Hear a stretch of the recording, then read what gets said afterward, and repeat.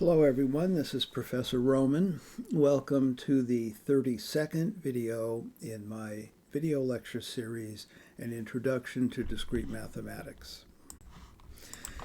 In this video, we're going to discuss another method for solving recurrence relations that relies on a concept known as a generating function. So here's the definition we need. A formal power series over the real numbers is a formal infinite sum. It looks like this. Or in summation notation, it would look like this. Each coefficient, Sn, is a real number. Now this formal power series is also called the generating function for the sequence of coefficients. So for example, here is a sequence, the positive natural numbers, 1, 2, 3, and so on. Their generating function looks like this: 1 plus 2x plus 3x squared plus 4x cubed, and so on, which looks like this in summation notation. Since a formal power series is formal, there is no issue of convergence. It's not something that you have to deal with at all. A formal power series is basically just a notational device for keeping track of the members of the sequence. You can go back and forth easily between the usual way of writing a sequence with commas in between the terms and the generating function version of the sequence. So neither one of them has more information than the other. On the other hand, the use of formal power series has one really important advantage over just the use of the traditional way of describing a sequence, and that is that you can perform algebraic operations on formal power series. You can add, subtract, multiply, and divide them. You can also differentiate them and integrate them, but that's another story which we won't worry about for this course. A formal power series really looks a lot like a polynomial, or vice versa. The only real difference is that a polynomial is a finite formal sum, but a polynomial is a formal power series, where all the coefficients after a certain point are equal to 0, so those terms are not written down. I'm going to assume that you are familiar with the algebraic operations as they apply to polynomials. And in terms of formal power series, it's essentially the same. So for example, if we have two formal power series, we add them by adding like terms and subtract them by subtracting like terms. Multiplication of formal power series works the same way as it does for polynomials. So in particular, the coefficient of x to the m in the product of these two formal power series is this sum. You take a coefficient s sub k from G, multiply it by a coefficient t sub m minus k from H, and then you add those terms. So, for example, the coefficient of x cubed in the product of these two formal power series is going to be s naught t3 plus s1 t2 plus s2 t1 plus s3 t naught. If you add the subscripts, or more appropriately, if you add the exponents of x, it always adds to 4. The algebra of formal power series has essentially the same properties as the algebra of polynomials: commutativity, associativity, and so on. So I'll let you think on that if you're interested. Okay. The quotient is the only sort of tricky one, you might say. The quotient of two formal power series is defined to be the unique formal power series, in this case q of x, for which g of x, q of x equals h of x. You multiply the quotient by the denominator, you get the numerator. Okay.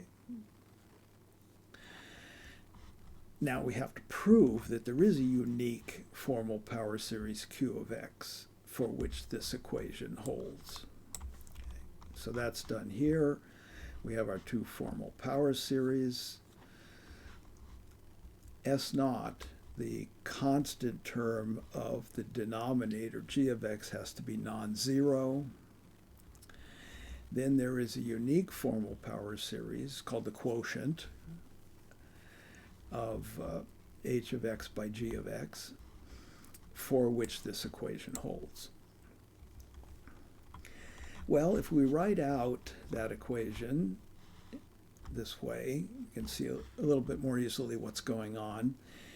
Since S naught is assumed to be non-zero, the constant terms on each side are S naught, Q naught, and on the other side T naught, and we can divide by S naught. And so Q naught is uniquely determined to be T naught divided by S naught, and that's why we need S naught to be non-zero. This is the basis step for an induction. So we can assume that Q naught through Qm minus 1 have been uniquely determined by this equation. So this is strong induction. And we need to find Q sub m, show that it's uniquely determined. Okay. Well, comparing the coefficient of x to the mth power from both sides, of course on one side it's just Tm, on the other side it's this sum. Note how the indices add up to m, and we can separate out the term corresponding to k equals 0, because that's the term that contains Qm, so we get S naught Qm. This sum is completely determined by the inductive hypothesis, and so we can solve for Qm. We get a unique value, and that completes the proof. Here is a formula that we'll have use for when we talk about recurrence relations. 1 minus x to the power negative m. This is just more notation that stands for this quotient. Okay, so this quotient is equal to this formal power series. And m equals 1 will be an important case for us, and that's written here. And so will m equals 2. Okay, so we need to prove this first formula, and we'll do that by induction on m. So let's let g sub m of x be this sum here, this formal power series. We have to show that 1 minus x to the m times gm of x is equal to 1.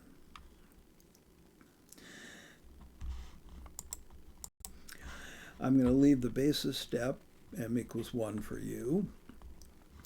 Let's assume that this holds for any given m, bigger than or equal to 1.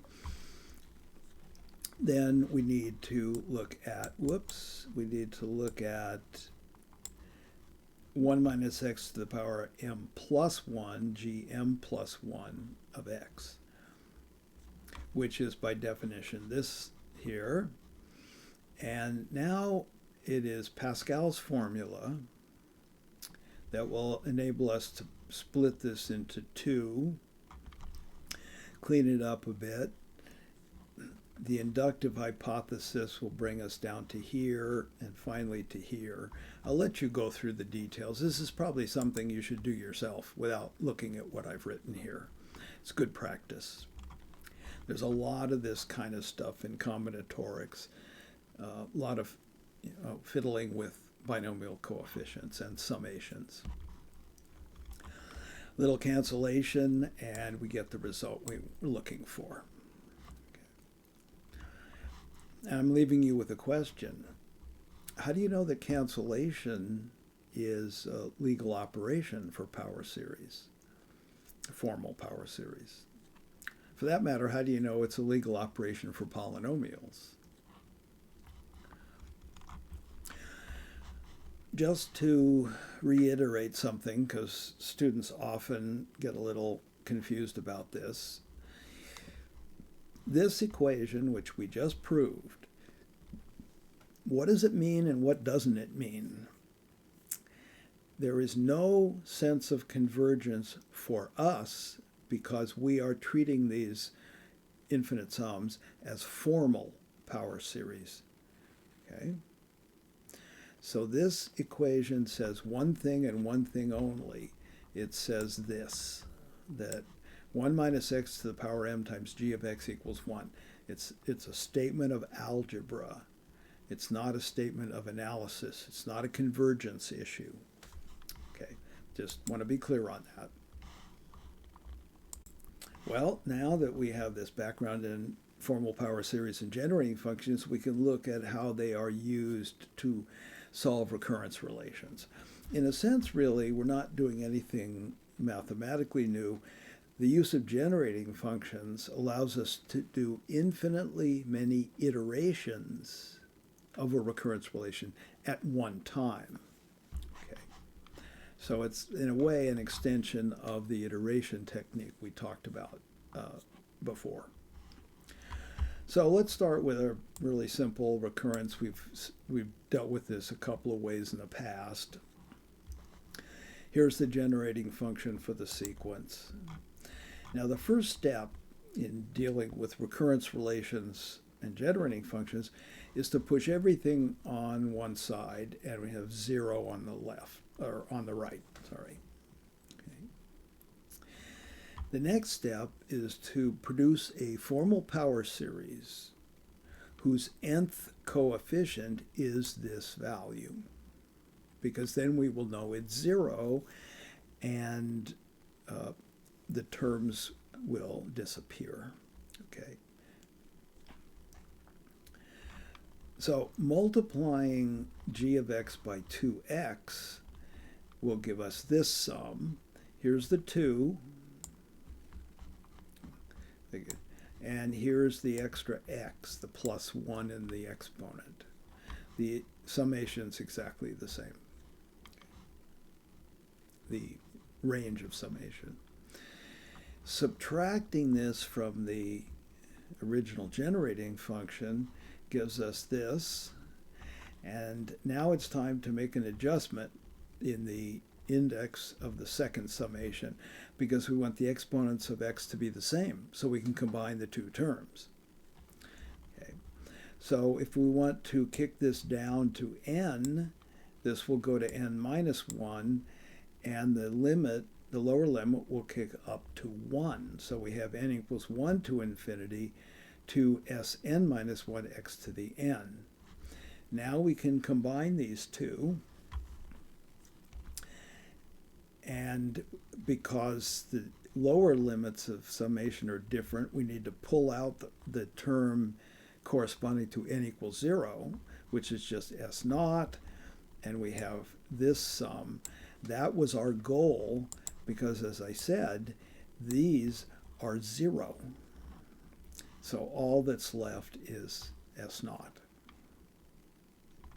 Now we can factor g of x out of the left side and divide. G of x is S naught over 1 minus 2x. Now you see why I included this in my theorem here, because we want 1 over 1 minus 2x, we just have to replace x by 2x. So let's go back. And so this is going to be really the quantity 2x to the nth power, so it's 2 to the n, x to the n. Here's the S naught that's in the numerator here. And reading off the nth coefficient, which we know is Sn, it's just 2 to the n times S naught.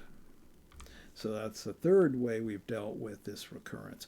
And I wouldn't have done this except this is a good illustration of how you use generating functions to solve recurrence relations. Let's look at another one. Non-homogeneous, Sn equals Sn minus 1 plus 2, S naught equals 1. Generating function, push everything on one side.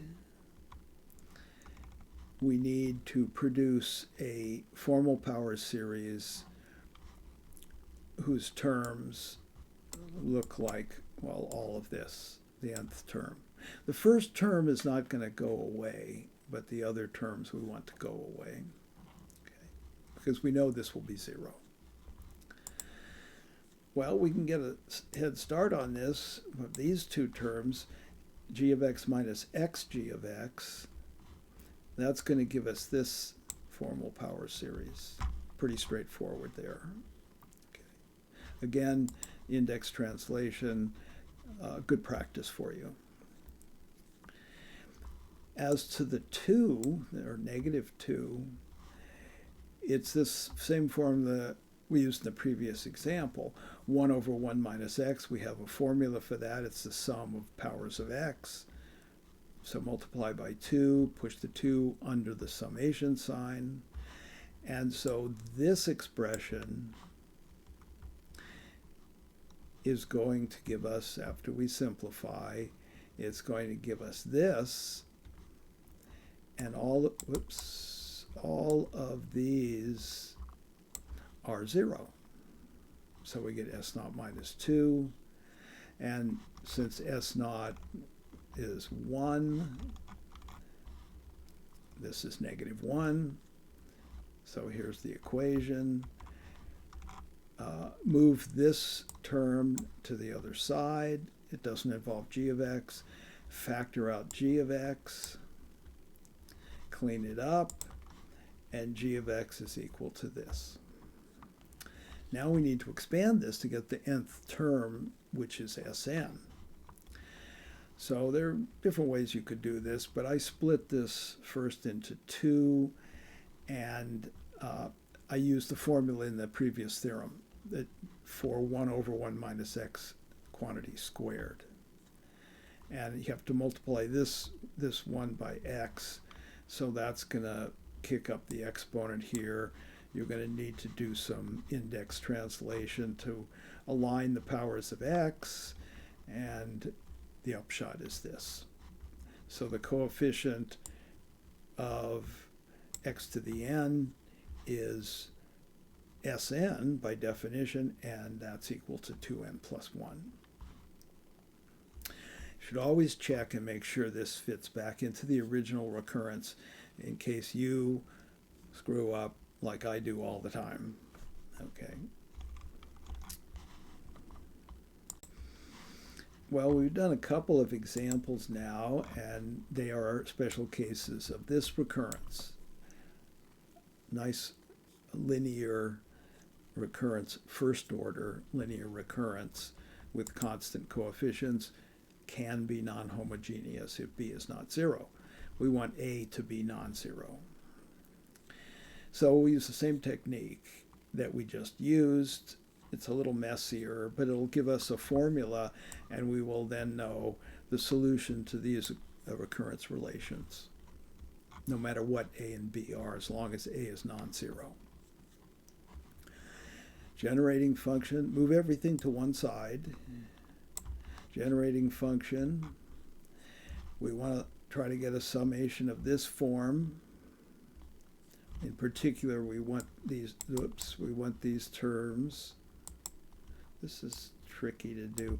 One of the reasons I keep screwing this up is because there are hidden codes, and if I'm on the wrong side of a hidden code, you see I moved the mouse pointer to the right, but it highlighted what's on the left because that summation is contained within a box. And if my mouse pointer is in the box, it's not going to do what I want it to do. Okay, so I am a little spastic, but not this bad. Okay. Anyway, a little bit of index translation. We will start by taking g of x and multiplying by negative ax. That's this term. And then to get the b term, oh yes, here, negative b. Oops, there we go again. Okay, so it's this formula we've used a couple times before. And this is how the pieces go together. If I could highlight this, I would. There we go. All right. So we've got the Sn corresponds to g of x. The negative a Sn minus 1 corresponds to negative a x g of x. And the negative b corresponds to this. So we got to clean all this up, and we reach terms whose coefficients are 0, so it simplifies as before. Now we need to solve this for g of x, and here is the somewhat unpleasant algebra. And we get down to here, and we're still looking for the coefficient of x to the n because that's Sn. And so I copped out, and I'm going to let you finish this. See if you can pull out the coefficient of x to the n. And this is it here, and it simplifies to some extent. So here is the formula for Sn.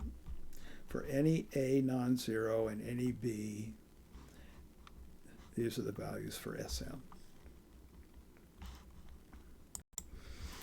It might be interesting as an exercise to see if what you can come up with for Sn by just simple iteration of this.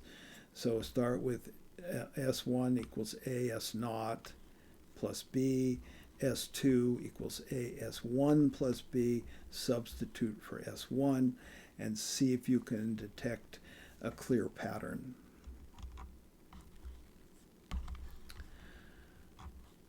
So one last example. I think it's the last one. Yeah. Okay. Shove everything to one side. Sn corresponds to g of x. 2Sn minus 1 corresponds to 2x g of x. You know, I'm not suggesting that you memorize this formula. I never have, and I have no intention of it. What you should, in a sense, memorize or keep in your head is the technique used to get this formula. Okay, and then the Sn plus 2 is going to correspond to x squared g of x. So you get these three summations, you stick them together, you do some index translation, and separate out the sums. In this case, it'll start with n equals 2, whose coefficients have this expression, which is 0. So that drops you down to here, and g of x is equal to this. And so we can replace x by negative x and use the formula in the previous theorem. And ultimately, we get Sn equals negative 1 to the n minus 1 times n. Okay. So that concludes this video, our discussion of generating functions, which are useful in many contexts other than this, and concludes our discussion of recurrence relations.